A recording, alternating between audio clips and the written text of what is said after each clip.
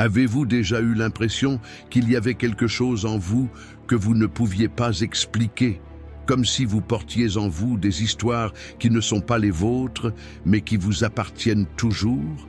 Vous ne le savez peut-être pas, mais le Mexique ne vit pas seulement dans ses rues ou ses drapeaux. Il vit dans ses mythes, dans ses histoires murmurées à la tombée de la nuit, qui voyagent dans le sang des gens et qui nous rappellent qui nous sommes, même si le monde essaie de nous le faire oublier. Si vous avez déjà eu l'impression qu'il vous manquait quelque chose, qu'il y avait un vide entre ce que vous voyez et qui vous êtes, alors cette vidéo est pour vous, parce qu'ici vous découvrirez que vous n'êtes pas seul, que chaque volcan, chaque cri, chaque ombre sur la montagne a quelque chose à vous dire. Et quand nous nous souvenons de nos légendes, nous nous souvenons aussi de notre courage. Bienvenue dans les mythes et légendes du Mexique. Ici, nous ne vous raconterons pas seulement des histoires. Nous vous aiderons à renouer avec ce que vous n'auriez jamais dû perdre, vos racines. Avant de commencer, si vous avez l'impression que le Mexique vit dans votre peau, dans vos souvenirs ou même dans vos rêves, alors cette chaîne est pour vous. Abonnez-vous maintenant et sonnez la cloche, car ici nous faisons revivre ce que beaucoup ont oublié, nos racines. Et laissez-moi un commentaire avec cette phrase « Je porte aussi un mythe en moi ». Avec ce petit geste, vous soutenez non seulement ce contenu, vous aidez davantage de personnes à redécouvrir la magie de nos légendes. Et croyez-moi, le monde en a plus que jamais besoin. 1. Quand tout n'était que ténèbres, le mythe de la création aztèque. Avant le temps, avant le ciel, avant que les jours et les nuits n'existent, tout n'était qu'un immense vide recouvert de ténèbres. Il n'y avait pas de soleil, il n'y avait pas de lune, seulement les dieux.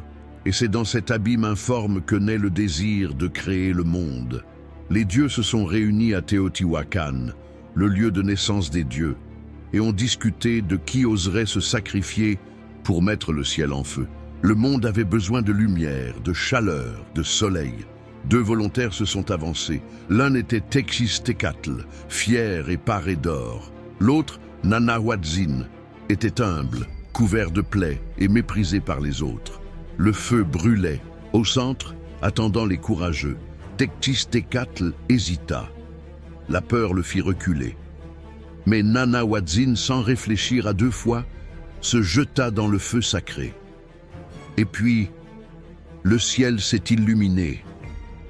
Une immense lueur apparut, et le premier soleil, naquit embarrassé.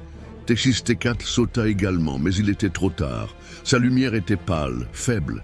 C'est pourquoi il y a le soleil brillant pendant la journée et la lune qui éclaire à peine la nuit. Ainsi commença le temps. C'est ainsi que le monde a commencé, mais cette création n'était que le début.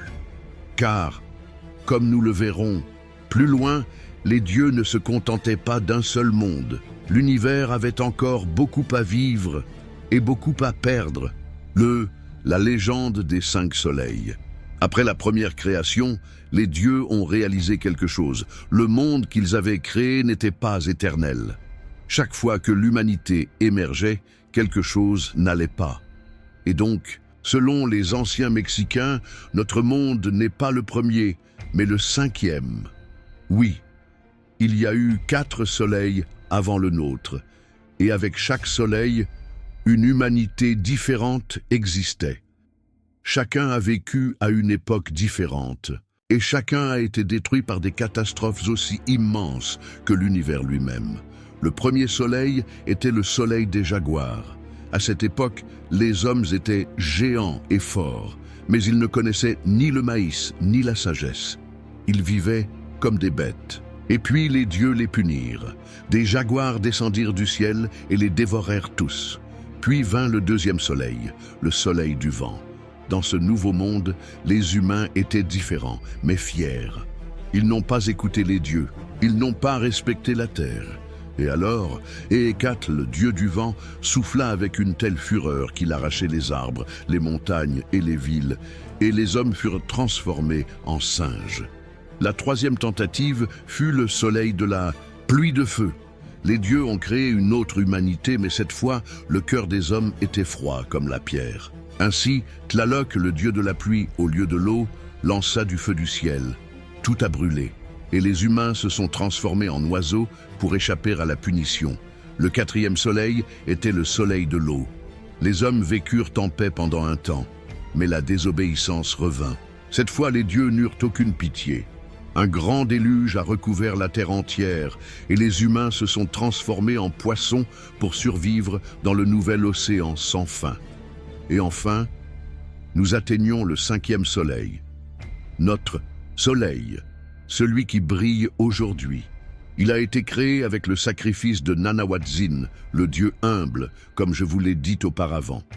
Mais ce soleil a aussi un destin. Il sera détruit par les tremblements de terre. Les Mexicains croyaient qu'un jour la terre tremblerait tellement que tout s'effondrerait. Ce cycle de création et de destruction nous dit quelque chose de profond. Le monde est vivant, les dieux ont une mémoire, et rien n'est éternel si la vie, la terre et l'équilibre ne sont pas honorés. Et c'est précisément l'un de ces dieux de l'équilibre, le plus sage de tous, qui est la vedette du grand mythe suivant, Quetzalcoatl, le serpent à plumes qui est descendu du ciel, non. Pas pour punir, mais pour enseigner. On continue son histoire.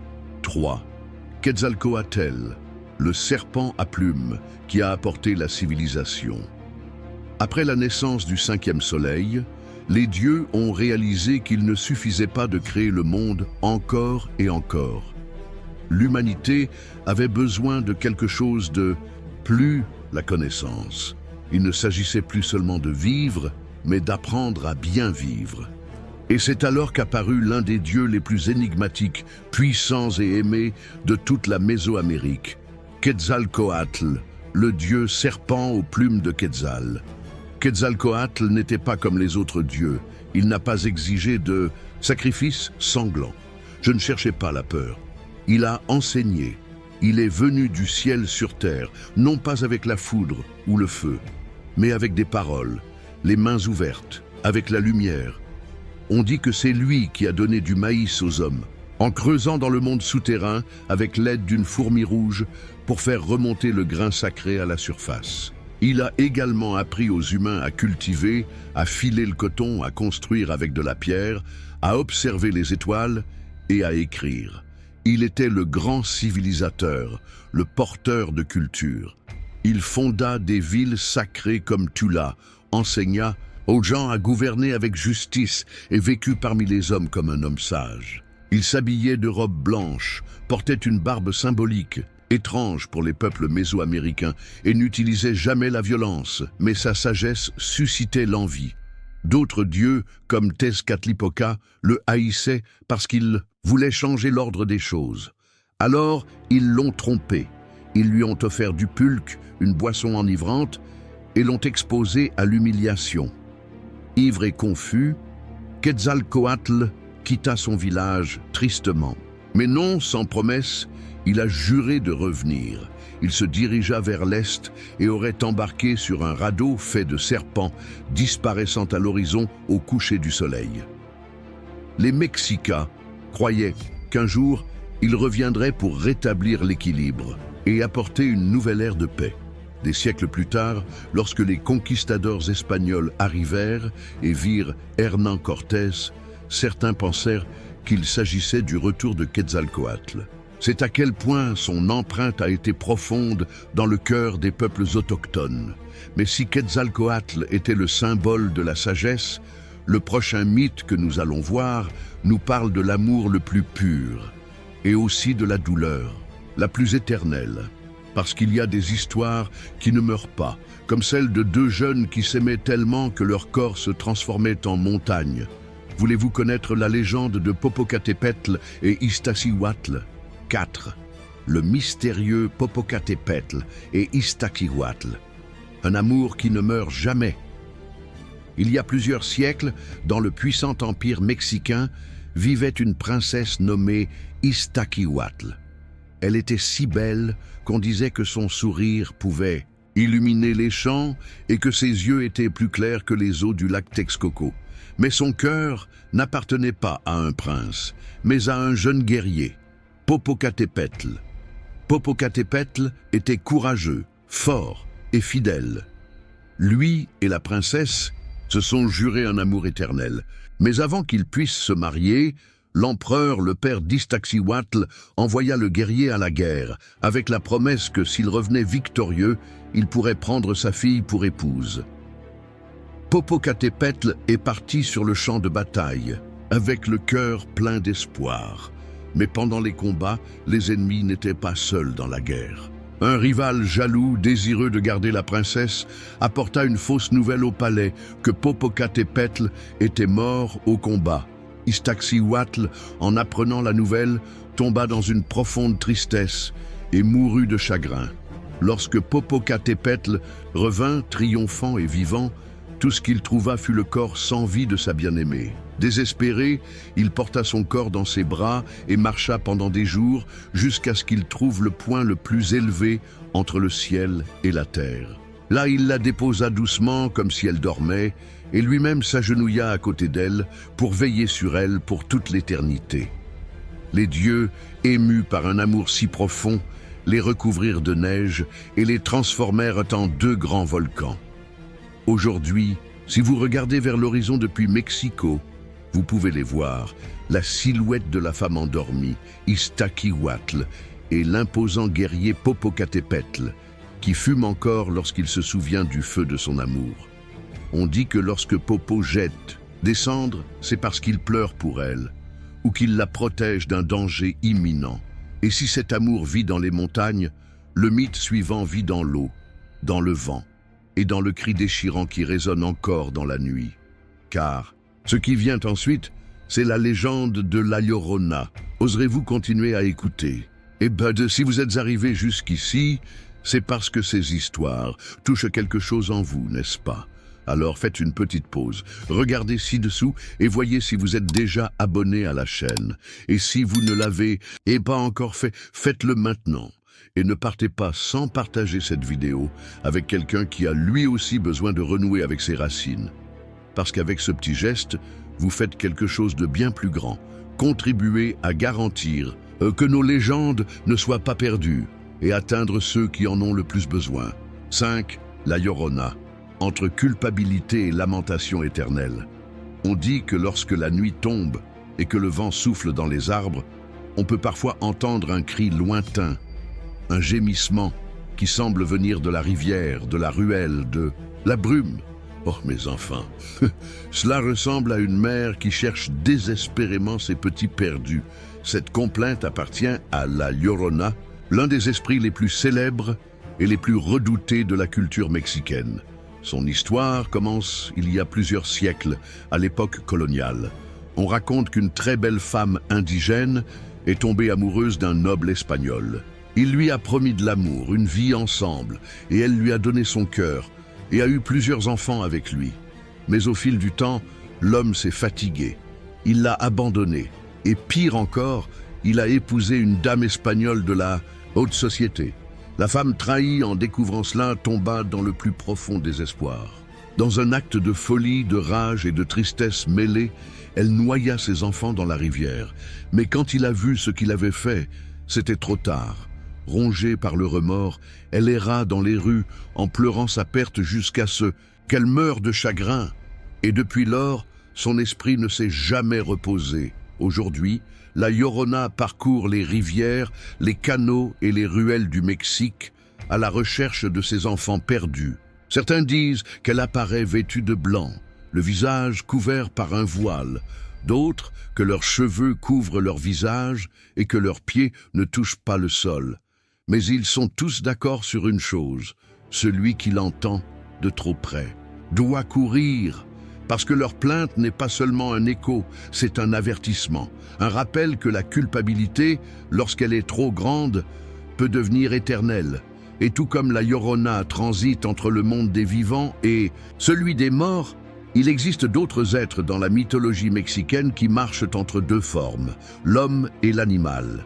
Cachés parmi nous, puissants et énigmatiques, les Nahuals sont le prochain grand mystère que nous allons découvrir. Voulez-vous savoir qui ils sont vraiment? Alors, rejoignez-moi pour le prochain chapitre. 6. Les Nahuals, des hommes qui deviennent des bêtes. Depuis l'époque préhispanique, les peuples mésoaméricains croient que chaque personne a un lien avec un animal, un esprit gardien qui accompagne et protège dès la naissance. Mais certains, très peu nombreux, possèdent un don spécial ou peut-être une malédiction. Le pouvoir de se transformer en cet animal. Ces êtres sont appelés Nahual. Les Nahual ne sont pas des créatures inventées par la fantaisie européenne. Ils constituent une partie vivante de la pensée indigène mésoaméricaine, en particulier dans des régions comme Oaxaca, Veracruz, le Chiapas et le centre du Mexique. Pour les anciens, ce n'était pas seulement un conte de fées, c'était la réalité. Un Nahual peut être un chaman, un guérisseur ou un sage du peuple. Pendant la nuit, il peut se transformer silencieusement en jaguar, en coyote, en hibou ou en chien, selon son animal spirituel. Et ainsi, il marche parmi les arbres, veille sur sa communauté, protège ou punit. Mais il y a aussi ceux qui utilisent ce pouvoir pour faire du mal. On parle de Nahual sombres, de sorcières qui volent du bétail, provoquent des maladies ou sèment la peur. C'est pourquoi dans de nombreux villages, lorsqu'il se passe quelque chose d'étrange, une vache meurt sans raison, un enfant tombe malade sans explication, ils disent à voix basse « c'était un Nahual ». Le Nahual ne laisse aucune trace humaine, seulement des jambes. Et si quelqu'un le voit, il ne verra peut-être qu'une ombre, une paire d'yeux brillants ou entendra un hurlement qui ne semble pas de ce monde. Mais tous les Nahual ne sont pas mauvais. Nombreux sont ceux qui sont des gardiens de l'équilibre, des sages qui prennent soin de la terre, de la forêt, des esprits. Et ce lien entre les humains, la terre et les êtres invisibles se retrouve également dans la légende suivante, où les protagonistes ne sont plus des sorcières ou des guerriers, mais de petits êtres magiques qui protègent le cœur du monde naturel. Avez-vous entendu parler des Alux? Eh bien, ne partez pas. L'histoire ne fait que commencer.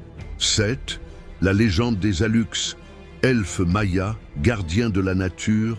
Imaginez-vous marcher dans la jungle maya au crépuscule, lorsque le soleil commence à se coucher et que l'air se remplit de murmures. Soudain, une pierre roule toute seule, un rire se fait entendre au loin, et vous réalisez que vous n'êtes pas seul, vous êtes en territoire Alux.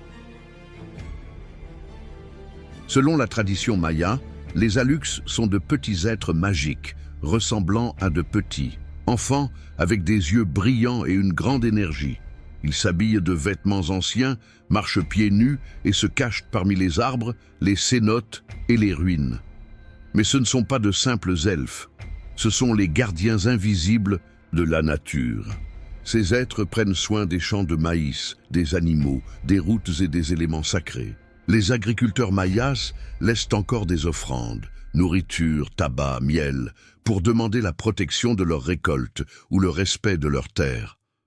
On dit que si vous voulez construire une maison au milieu de la montagne ou ouvrir une nouvelle route, vous devez d'abord demander la permission aux Alux. Si vous ne le faites pas, ils peuvent vous rendre la vie misérable, des pertes mystérieuses, des bruits étranges la nuit, une pluie qui ne s'arrête jamais, des animaux qui disparaissent.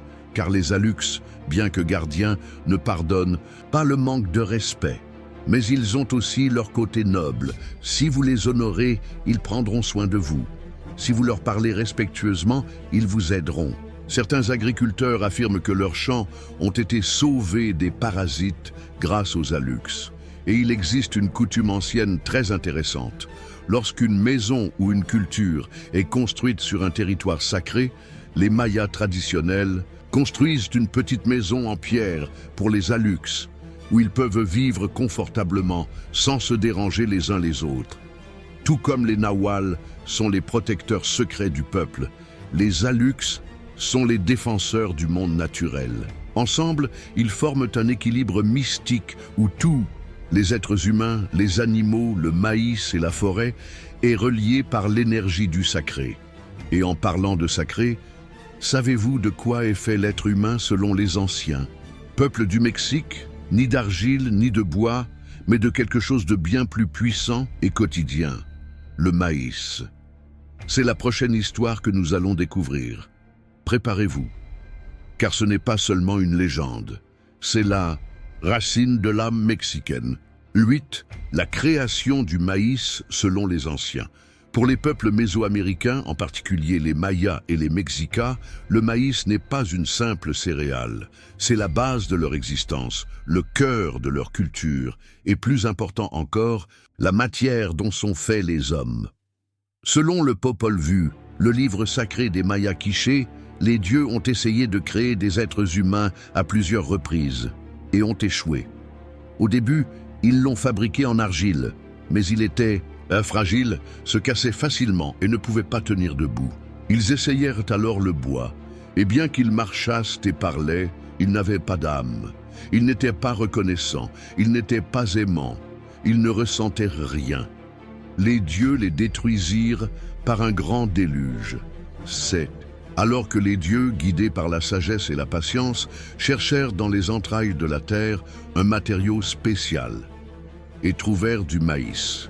Du grain d'or, du blanc, du rouge et du noir, ils ont pétri les premiers vrais hommes. Forts, sages, reconnaissants, des humains complets. Et c'est pourquoi, à ce jour, le maïs est bien plus qu'un aliment. C'est un symbole de vie, de respect, de connexion avec le divin. Chaque épi de maïs est une offrande, chaque tortilla, un acte sacré, chaque champ de maïs, un temple vivant. C'est ainsi que les anciens le comprenaient, et c'est ainsi que de nombreux peuples autochtones le maintiennent encore aujourd'hui. Et ce n'est pas un hasard si de nombreux rituels, danses et cérémonies sont liés au maïs. Parce que sans maïs, il n'y a pas de pays. Cette phrase que l'on entend aujourd'hui dans les marches paysannes naît de cette profonde légende. Parce que si nous sommes faits de maïs, le détruire, c'est nous détruire nous-mêmes. Maintenant, vous comprenez pourquoi les Alux prennent soin de lui. Pourquoi Quetzalcoatl est descendu pour le trahir. Pourquoi les dieux ont tant insisté pour trouver la formule parfaite. Mais soyez prudents. Parce que tout ce que la terre offre n'est pas une bénédiction. Dans le mythe suivant, nous nous éloignons de la chaleur du soleil et entrons dans une histoire sombre, séduisante et mortelle. Une femme qui semble être un rêve, mais qui est un cauchemar. Oserez-vous rencontrer Ixtabay? Parce que la légende suivante vient des profondeurs du Yucatan, et tous ceux qui l'ont vue n'ont pas vécu pour raconter l'histoire. Si ce voyage à travers les mythes du Mexique vous fait ressentir quelque chose dont vous ne saviez pas que vous aviez besoin, c'est donc le moment idéal pour faire deux choses. Abonnez-vous à la chaîne et donnez un j'aime à cette vidéo parce qu'avec ce simple acte, vous contribuez à faire passer ce message plus loin pour que plus de gens se réveillent et rappelez-vous que nos histoires nous guérissent aussi. Merci d'avoir participé à cela. 9. Ixtabay, la belle femme qui cache la mort. Dans les jungles humides et denses du Yucatan, où la nuit semble ne jamais finir et où les arbres chuchotent entre eux, vit une légende aussi séduisante que terrifiante. La légende de Ixtabay est une femme d'une beauté incomparable. Ses cheveux sont longs et noirs comme une nuit sans lune. Sa peau est claire et lisse et sa robe blanche flotte comme si elle ne touchait pas le sol. Ses yeux brillent et sa voix est douce, comme une chanson hypnotisante. On dit qu'il apparaît sur les routes solitaires, juste à la tombée de la nuit, quand le voyageur est fatigué, quand le jeune homme se sent courageux ou naïf. Elle n'appelle pas. Cela apparaît simplement. Sourire. On peut l'observer parmi les arbres ou au bord d'un cénote. Et si quelqu'un s'approche de lui, s'il tombe sous son charme, il ne revient jamais le même. Certains meurent de terreur. D'autres sont retrouvés quelques jours plus tard, le regard vide, sans savoir qui ils sont ni où ils sont allés. Mais qui est vraiment Ixtabay? La légende raconte que dans un village maya vivaient deux sœurs, Ixqueban et Utzcolel. Le premier était humble, généreux, aidait les pauvres et aimait les animaux. Mais il avait aussi la réputation de s'abandonner librement à l'amour, ce qui provoquait commérage et mépris. Le deuxième était froid, distant, fier, mais bien vu par la société. Lorsque Ixqueban mourut, sa tombe commença à émaner un délicieux arôme et de belles fleurs inconnues en jaillirent. Cependant, lorsque Utzcolel mourut, sa tombe empesta et fut remplie d'épines. Les dieux, voyant l'injustice, transformèrent l'âme de Ixkeban en Ixtabay, pour punir ceux qui jugent selon les apparences, pour faire tomber ceux qui ne sont guidés que par la superficialité. C'est pourquoi Ixtabay continue de sillonner les routes. Elle n'est pas seulement une femme, c'est un avertissement vivant. Tout ce qui est beau n'est pas bon. Tout ce qui brille n'est pas de l'or. Et tout comme elle punit le désir aveugle, il y a d'autres êtres qui apportent également des tempêtes, littéralement. Parce que s'il y a quelqu'un qui contrôle la pluie, la foudre et le tonnerre dans le monde mexicain, c'est bien la personne suivante dans notre histoire. Préparez-vous à rencontrer les Tlaloc, les assistants malicieux du dieu Tlaloc.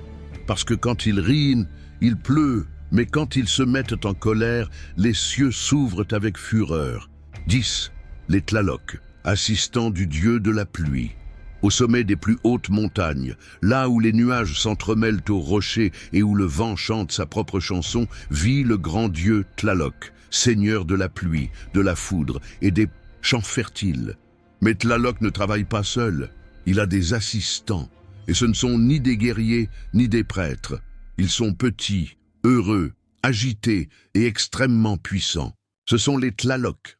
Les Tlaloc sont comme des enfants éternels, mais avec le pouvoir de changer le climat mondial. Ils vivent avec Tlaloc à Tlalocan, un paradis humide plein de fleurs éternelles, de rivières claires et d'arbres feuillus qui ne meurent jamais. De là, chacun de ces êtres s'occupe d'un type d'eau différent, pluie douce, tempête, grêle ou éclair.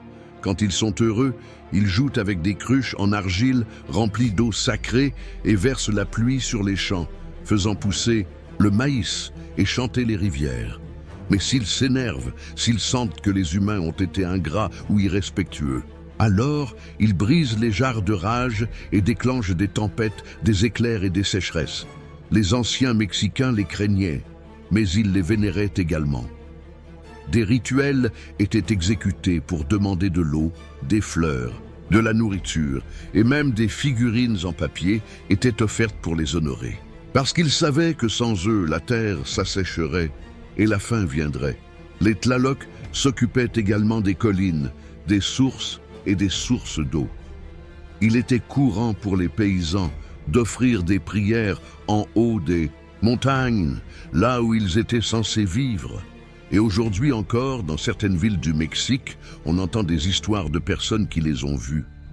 De petites silhouettes courant dans le brouillard, laissant des flaques d'eau là où elles marchent. Ces créatures, bien que ludiques, nous rappellent de quelque chose de très grave. La pluie est sacrée. On ne demande pas en criant, on supplie avec respect. Parce que l'eau n'est pas seulement une ressource, c'est la vie. Et tout comme les Tlalocs habitent les montagnes et le ciel, dans l'histoire suivante, nous verrons comment d'autres montagnes, silencieuses, imposantes, recèlent également des mystères et des esprits. Parce que les volcans du Mexique ne sont pas seulement faits de terre et de feu, ce sont des géants endormis avec leur propre légende. Vous souhaitez les rencontrer? Alors, rejoignez-moi pour le prochain chapitre, la légende des volcans de la vallée du Mexique. 11. La légende des volcans de la vallée du Mexique. La vallée de Mexico, berceau de grandes civilisations telles que Teotihuacan et Tenochtitlan, est entourée de montagnes majestueuses. Mais parmi tous, il y en a qui ne sont pas seulement en terre, ils sont corps, âme et mémoire. Ce sont des volcans avec une histoire vivante. Nous connaissons déjà la légende de Popocatépetl et Iztaccíhuatl, le guerrier et la princesse transformés en volcans par l'amour éternel. Mais ils ne sont pas seuls. Sur cette terre sacrée, les volcans ont de l'esprit, du caractère et de la légende. Il y a l'Ajusco, qui pour de nombreux peuples indigènes était un gardien. On dit qu'un esprit protecteur y vit et qu'un géant dort à l'intérieur qui ne se réveillera que si l'équilibre entre l'homme et la nature est rompu. Le Nevado de Toluca, également appelé Xinantecatl, est un volcan recouvert de neiges éternelles et de lagons bleus. Là, selon la tradition Matlatzinca, vivent des êtres magiques qui prennent soin des sources et punissent ceux qui abusent de l'eau ou polluent les environs.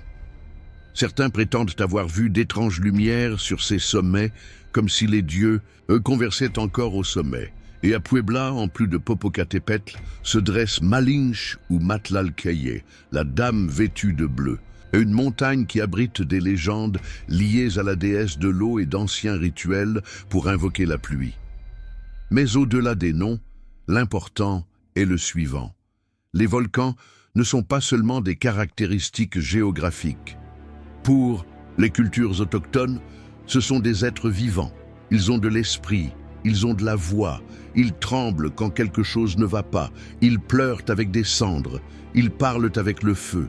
Et il y a une croyance très profonde. Quand un volcan entre en éruption, ce n'est pas seulement la terre qui s'ouvre, c'est un message. Quelque chose ne va pas. Il faut s'occuper de quelque chose. C'est pourquoi les anciens faisaient des offrandes, des danses, des chants, parce qu'ils savaient que ces montagnes n'étaient pas de simples pierres. C'étaient des grands-parents endormis, des dieux du feu, des témoins du temps. Et tout comme les volcans naissent du cœur de la terre, le prochain mythe vient du fond de l'océan. Un être si ancien, si monstrueux, qu'il était nécessaire de le détruire pour construire le monde. Êtes-vous prêt à rencontrer Cipactli, le monstre original? Alors, ce qui vient ensuite est le début de tout, la création à partir du chaos. 12. Cipactli, le monstre qui a donné naissance au monde. Avant qu'il y ait de la terre ferme, avant qu'il y ait des volcans, des lacs ou des montagnes, tout était eau. Un océan infini recouvrait l'univers, et dans cet océan nageait une créature si immense, si féroce, que même les dieux n'osaient pas s'en approcher au début.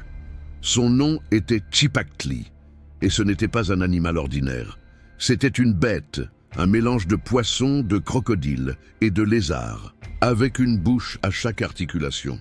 Oui, vous avez bien entendu, sur chaque coude, sur chaque genou, de chaque côté, une mâchoire affamée qui ne se fermait jamais.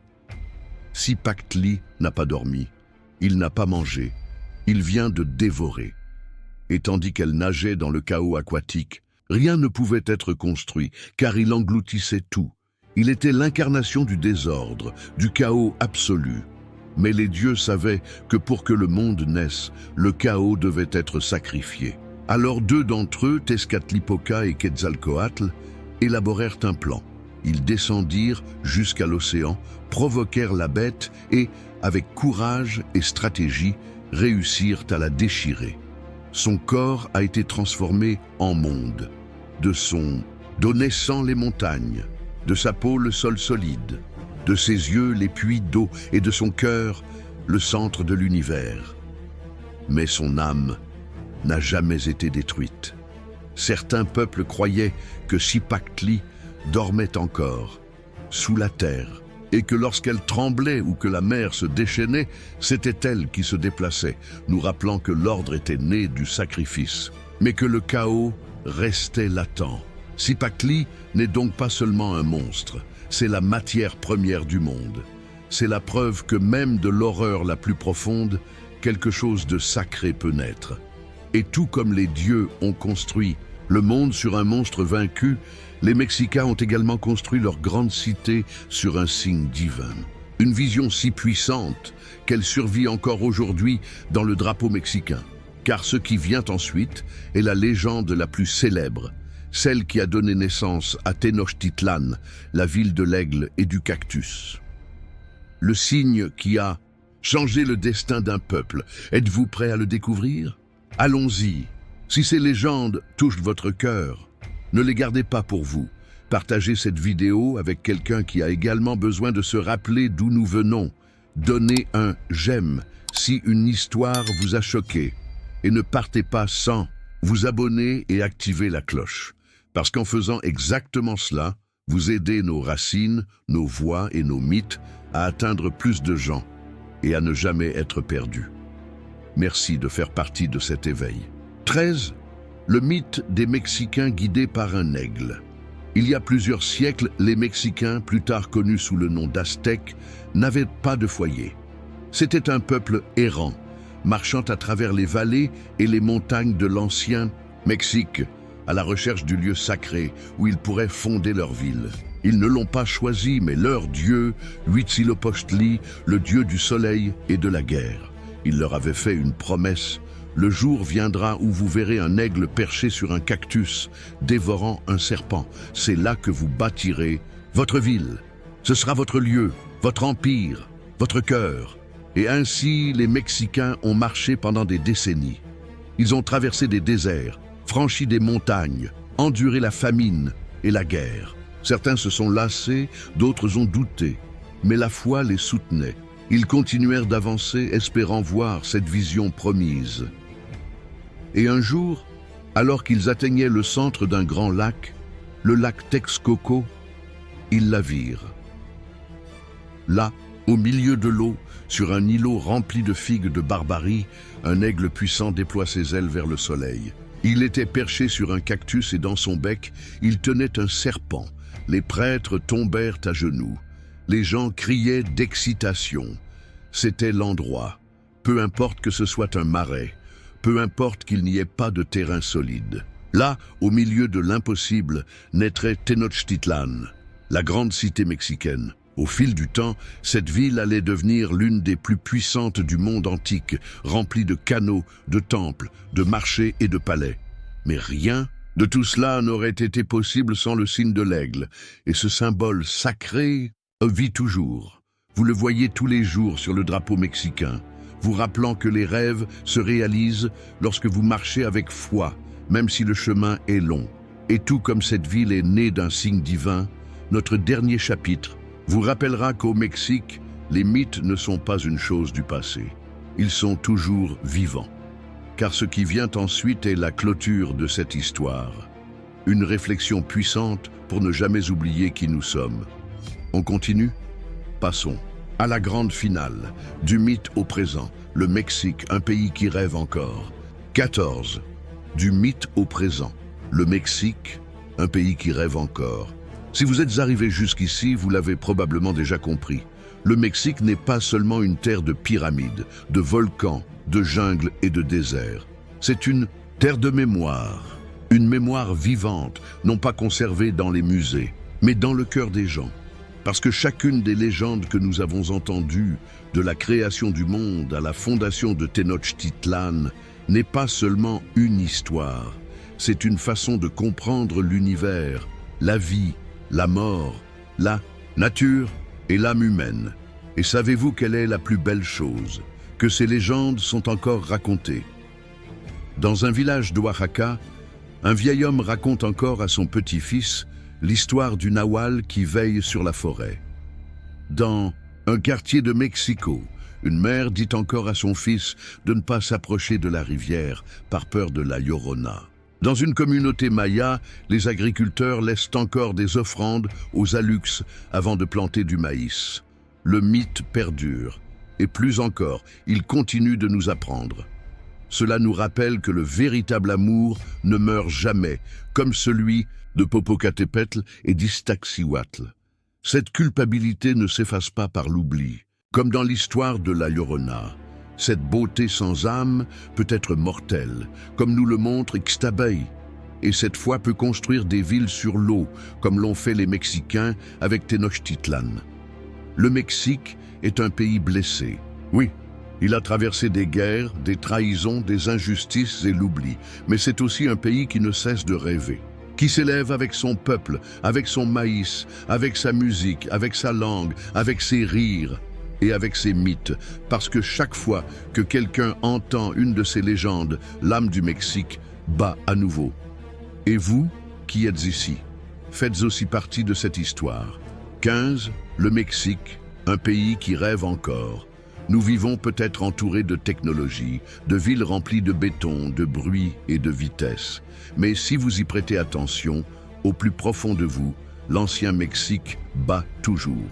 C'est dans le maïs que nous mangeons tous les jours, dans les noms des villes, Tepoztlán, Xochimilco, Tlaxcala, dans les mots que nous utilisons sans nous en rendre compte, chocolat, coyote, mezcal, dans les chansons des grands-parents, dans les couleurs des fêtes, dans les rituels encore pratiqués dans tous les coins du pays. Le Mexique n'a pas perdu sa magie, au contraire, c'est dans son sang.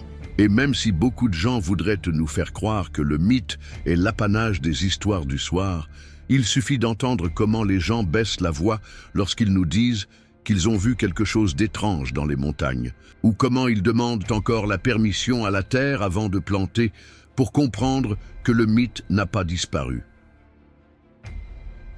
Le Mexique rêve. Il rêve de ses héros, de ses dieux, de ses volcans amoureux et de ses femmes éternelles. Il rêve d'être meilleur, de guérir ses blessures, de se souvenir de qui il est. Et c'est peut-être pour cela que ces légendes continuent de nous interpeller. Parce qu'au fond, nous tous, vous, moi, tous ceux qui écoutent dans cette vidéo, portons en nous un petit morceau de mythe. Peut-être que vous aussi, comme le peuple mexicain, vous cherchez un signe. Peut-être que vous marchez depuis des années, en attendant de voir ce cactus au milieu du lac. Et même si le monde vous dit qu'il n'existe pas, qu'il n'y a plus de place pour les rêves, le Mexique vous rappelle que oui. Que tout ce qui est grand commence par une histoire. Et ceux qui n'oublient pas, leurs légendes ne sont jamais perdues. Maintenant que vous avez entendu ces mythes et légendes, dites-moi la vérité. N'as-tu pas senti quelque chose s'éveiller en toi? Parce que ces histoires ne viennent pas seulement du passé. Ce sont des blessures ouvertes, ce sont des souvenirs vivants, ce sont les réponses que nous avons cherchées toute notre vie sans le savoir. Si vous vous êtes déjà senti déconnecté, perdu, ne sachant pas d'où vous veniez ni où vous alliez, voici la vérité. Votre histoire, votre force, votre identité sont ici, dans ces légendes que le Mexique n'a jamais oubliées. Et si le monde extérieur veut te briser, te faire oublier qui tu es, souviens-toi de ça. Le mythe ne meurt pas. La racine n'est pas arrachée. Et vous n'êtes pas seul non plus. Maintenant, je veux avoir de vos nouvelles. Qu'avez-vous pensé de ce voyage à travers les mythes et légendes du Mexique? Laissez-moi votre avis dans les commentaires. Je veux te lire, entendre ta voix, connaître ton histoire. Parce que lorsque vous commentez, vous aidez plus de personnes à découvrir cette vidéo pour connecter plus de cœurs à nos racines. Et si vous ne l'avez pas encore fait, donnez-lui un j'aime. Abonnez-vous à la chaîne, activez la cloche. De cette façon, ensemble, nous continuerons à maintenir vivante la magie du Mexique. Merci d'être ici.